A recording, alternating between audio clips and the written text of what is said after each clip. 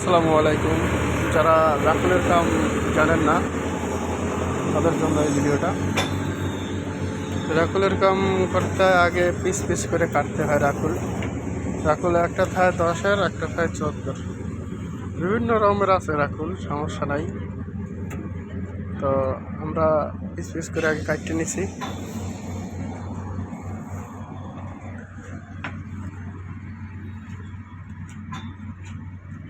Piece piece করে কাটে নিছি। তারপরে উপরে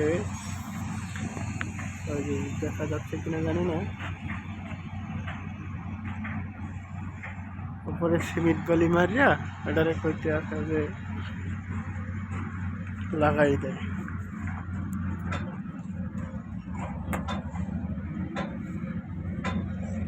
রাকুলগুলো লাগাইলে ঘর ঠান্ডা থাকে। এগুলো বানানো হয়েছে যে ফোমের, এগুলো সব ফোমের রাকুল। এগুলো কাজ বুড়ি দিয়ে এগুলো বানায়।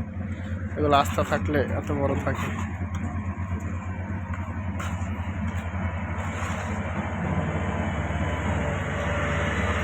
ওদের মারতে আছে, এদেরকে খালতা সিমেন্ট বালু দিয়ে বানাইয়ে খালতা দিয়ে পুরোটা রাকুল দিয়ে লাগাইয়ে দিলে এরকম দেখা যায়। লাগাই দিলে এরকম দেখা যায়।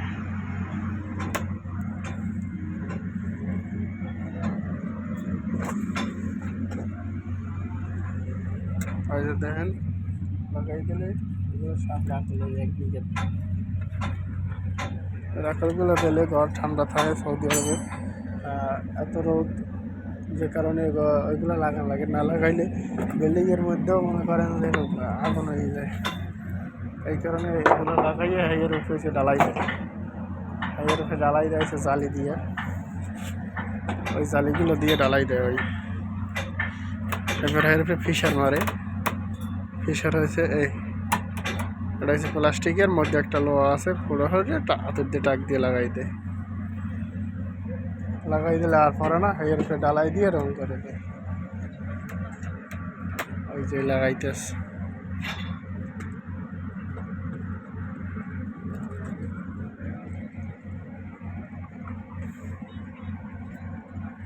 ওই যে পিড়ে লাগায়।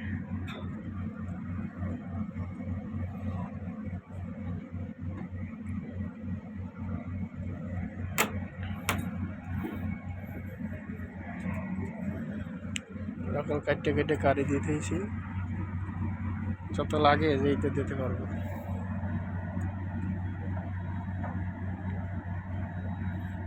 2 সেন্টি 3 সেন্টি করে কাটা, 1 সেন্টি করে কাটা, যে জায়গায় যেরকম লাগে এরকম কেটে লাগাই দিই।